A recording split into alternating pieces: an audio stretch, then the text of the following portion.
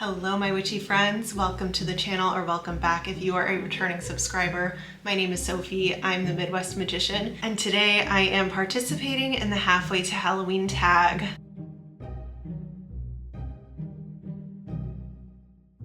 I typically don't do tagged content on my channel, not really for any particular reason. I just never know how to fit it into my schedule. But Celina over at Essence of the Moon tagged me. She is one of my besties here on YouTube. We talk just about every single day. I adore her, so I was happy to put on a kind of costume. This shirt isn't a costume, but I put on what could be a costume and decided to participate in the tag. Real quick, do you like my hat? I just made it this past week. It took about 3 freaking hours, but I'm so happy with how it turned out, and I'm pretty sure I'm going to be wearing it not only in my garden as a regular sun hat, but also to the Renaissance Fair this year. Look at the little snail friend. How cute. So thank you so much, Celina, for tagging me. Let's go ahead and dive right into these questions. The first question is, are you a fan of haunted houses? This is a loaded question for me because while I do love everything spooky and scary, I really hate people jumping out at me. I don't like people in my face. I get super anxious and I do scream every time.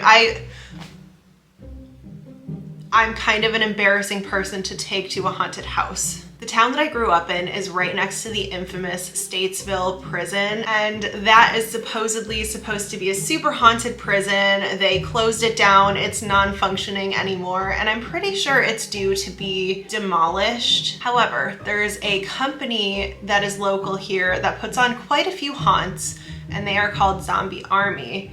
And they had just started back when I was in high school, the Statesville Haunted Prison, which is one of the biggest haunted houses, or was one of the biggest haunted houses before it closed down as well. And I had a ton of friends that worked for that specific haunt, and it would crack me up. They would come to school after working a shift at the haunt, and they wouldn't be able to get all of their makeup off, so they would be covered in this like disgusting looking makeup for the entire school day, and that always cracked me up. So when I go to haunted houses, I have to try to force myself to remember just how silly my friends looked at school the following day after working at a haunt. I do really love the set design and the hard work and kind of practical effects that go into haunted houses. So when my husband and I went to Salem, I was absolutely thrilled to go to Witchcraft and do a walkthrough of the empty haunted house so I could appreciate all of the sets and different fun, spooky things to look at without having to be anxious that someone was going to jump into my face and make me scream.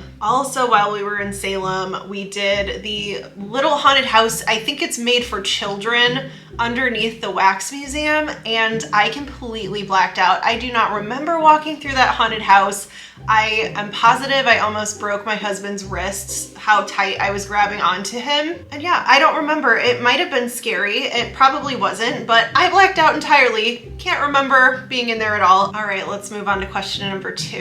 What's your favorite ghost story or haunted lore? So I think my favorite haunted lore is local to the Chicagoland area, and that's going to be Resurrection Mary. So the lore behind this is that in Willowbrook, Illinois on Archer Avenue, typically men have reported picking up a hitchhiking woman wearing a white party dress, holding a purse, having party shoes, the whole fancy garb of going to some kind of ball, prom event like that. They pull over, pick her up, and start driving. And a lot of the reports say that she is very quiet, sitting in the back seat. And when the men go to talk to her or check on her in the rearview mirror, she is vanished. I personally really love the Resurrection Mary story, not only because it's a spooky hitchhiker story. I feel like every town has something similar to that, but it's very local to me. They have a really cool coffee house that I will link in the description box down below. They do live shows and things like that. And a lot of my first tattoos I actually got over in Willow Springs at a place called Dead Serious. So I really like Resurrection Mary because it is so local to where I am. All right, number 3, do you plan on Halloween decor hunting this year? If so, what items do you hope to find? So I, of course, will go to the stores and take a look at what Halloween items they have available. I feel like as far as home decor, I'm pretty set. However, if Michaels does decide to ever bring back their vintage line, I will probably go feral and get everything that's left, since they seemed to have abandoned it and I was getting things here and there little by little, building up the collection. I do have an eBay search saved of vintage blow molds that I want for outside of my house. I would show you now, but it's tucked away in our boxes in the garage. My dad had saved for me from my childhood our vintage blow mold lights that line the driveway, and they're the cutest little ghosts. They're about this big, vintage blow molds, and that is what I'm craving. That's what I'm really wanting to find. So I've been saving searches on eBay and looking for the perfect vintage blow molds. All right, question number 4, candy corn. Love it or hate it? This is gonna upset some of you out there, but I love candy corn. Mwah! I love it. I think it's so delicious. It's like one of those things where you either love it or hate it. I love it. Unfortunately, it is made with gelatin, so I cannot eat candy corn anymore. So some of these vegan companies, Dandy's Marshmallows, I'm looking at you. Can you get on a vegan candy corn? Because I will buy it. I will buy it, and I will buy it in bulk, because I am somebody who loves to have a little dish filled with candy out on the counter. So Dandy's or any other vegan companies that make candy or sweets, please get on it. Please get on it. I would love to buy vegan candy corn. I will also say there's like the spin-off of candy corn that's like those pumpkin things. I hate those. I can't stand them. They're too big and they're too sugary for me. And I completely understand that they're the same exact thing as candy corn, but for some reason my mind can't get over the hurdle and I really hate the pumpkin ones. All right, next question. Are you big into costumes and dressing up for Halloween? If so, what's your favorite costume of all time? I love dressing up for Halloween. I feel like most of my normal clothes could double as Halloween costumes if I put in the effort, like I did right now.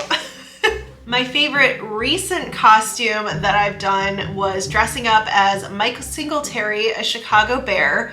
If I have a picture, I will post it somewhere here on the screen. The reason I wanted to dress up as a Chicago bear, and more specifically Mike Singletary, is because I already had a Mike Singletary jersey and I really wanted to be warm. It gets very cold here in the Midwest in October, especially late October, and I didn't want to have to put on a jacket. So I ordered myself a bear onesie and some big fuzzy slippers that looked like bear feet. Threw on the jersey and my costume was complete. I was cozy. I thought it was pretty clever of a costume and it fit with the overall Midwest Chicago vibe that I have. Also, if you're from the Midwest or any kind of colder regions, let me know if you experienced this as a kid too, because it was my most hated thing about Halloween time. I would put in all the effort to get my cool costume ready. I was Dorothy one year, I was a vampire one year, whatever it is, I would put in all this effort to have my awesome costumes, and then I would walk outside and have to put on a jacket. I would have to cover up all of my hard work with a winter coat. So my tip to anyone that does not want to wear a jacket over their costume is to wear a costume that is already supposed to be warm, such as a Chicago bear. All right, number 6. What is one activity or experience that is on your spooky season bucket list this year? I'm a sucker for pumpkin patches. I love going to all of the different pumpkin farms. I love walking around, getting an apple cider, getting some kettle corn, going on the hay rides, doing cemetery tours. I am really into all of the fall activities. We typically try to go apple picking once a year as well, and it's so much fun to make some apple crumbles with the fresh picked apples. So really, I'm just a huge fan of all of the fall activities there are to do in the Midwest. Number 7, what book, series, or movie screams Halloween to you? So many. I have so many answers to this question. I will try to rattle them off as quickly as I can because I could talk about this forever. Obviously, the first one that I'm gonna mention is the entire Halloween series. Michael Myers, it's called Halloween, like come on.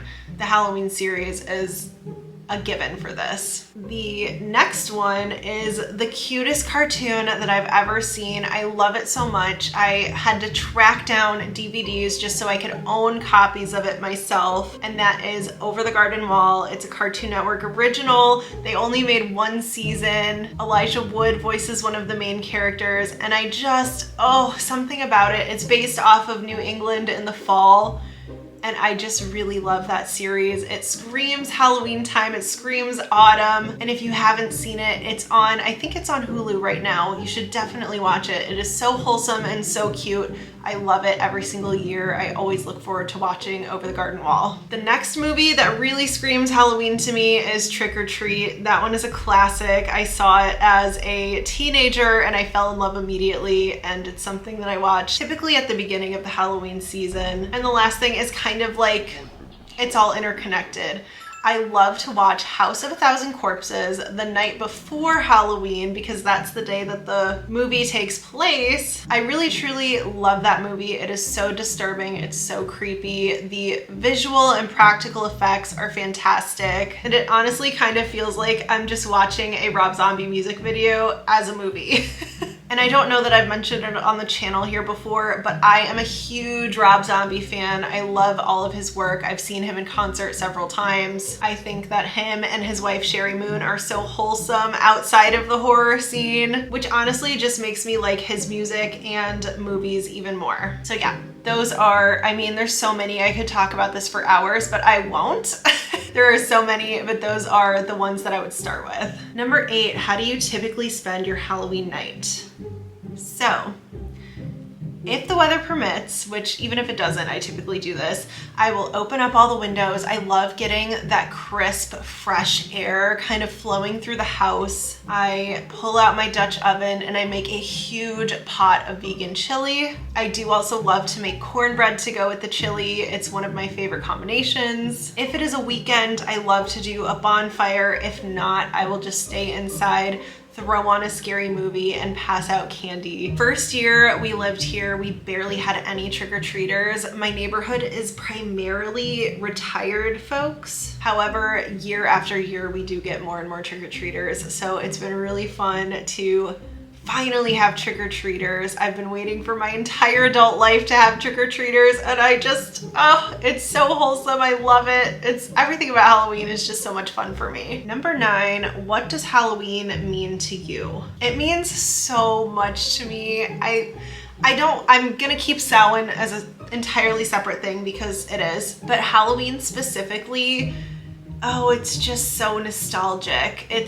I don't know how to put it into words, but it's the feeling of having your family around. It's the feeling of fresh air, sitting on the couch, getting cozy, snuggling in with the people that you love, which I know is kind of a weird juxtaposition from all of the gore and horror and spookiness that we typically see. But for me, it's kind of the beginning point of a time of hunkering down and getting cozy and going kind of into dormancy. I love seeing the decorations and everything all lit up. And honestly, I think Halloween is more so a mentality and a lifestyle than it is just a singular day. I hope that answer kind of encapsulated the feeling. When I think of the word Halloween, there's a very specific and distinct childhood memory that comes to mind where I'm sitting on the couch at my dad's house as a child.